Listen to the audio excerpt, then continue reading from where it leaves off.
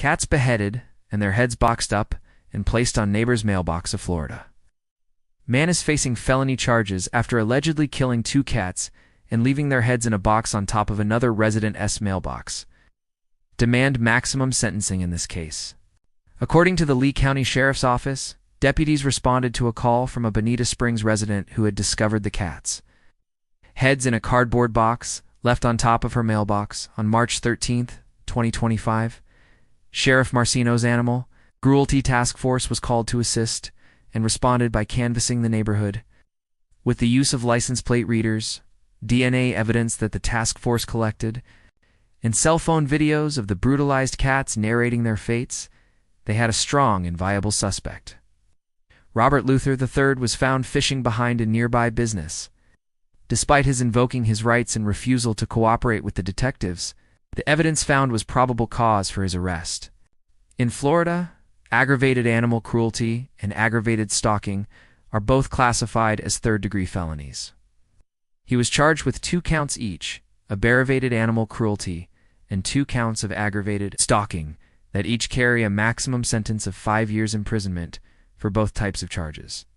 Meaning, there's a possibility of a 20-year sentence. Man who burned trapped raccoon alive gets just 6 months in jail. Man who slowly burned a trapped raccoon to death in his backyard was sentenced to just 6 months in jail. Is despite pleading guilty to animal cruelty charges and facing up to 7 years behind bars. Andrew Chu will serve only a fraction of that time and walk away with probation. In December 2023, a neighbor in Quincy, Massachusetts, heard terrifying screams and discovered a man holding a caged raccoon over a fire. That man was Andrew Chu, and what he did was nothing short of torture. He was arrested the same day.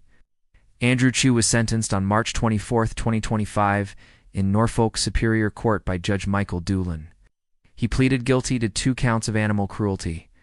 Yet despite the horror of his actions, Chu was sentenced to only 6 months in jail, followed by 2 years of probation.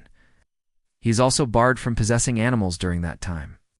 We submitted a letter with 12,357 signatures in defense of animals. Supporters calling for maximum sentencing and mandatory mental health evaluation and prescribed treatment. Yet the punishment handed down by Judge Michael P. Doolin at Norfolk County Superior Court sends the dangerous message that horrific violence toward animals is somehow tolerable. What happened was not an act of mercy, self-defense, or confusion. It was cold, calculated cruelty. Chu admitted to burning the raccoon because there were too many animals in his garden and claimed he had done nothing wrong. The female raccoon was still alive after her ordeal and was rushed to the New England Wildlife Center, where dedicated staff tried everything to save her. But her injuries were too severe, and she died. She suffered immensely. We are left asking, why is that not enough to warrant the full penalty allowed by law? Chu could have faced up to 7 years in prison and a $5,000 fine, but he received just a fraction of that. While we are sickened by the outcome, we take a sliver of solace knowing that he will serve time, however brief, and face the judgment of a deeply compassionate public. We must continue to push for stronger sentencing in animal cruelty cases.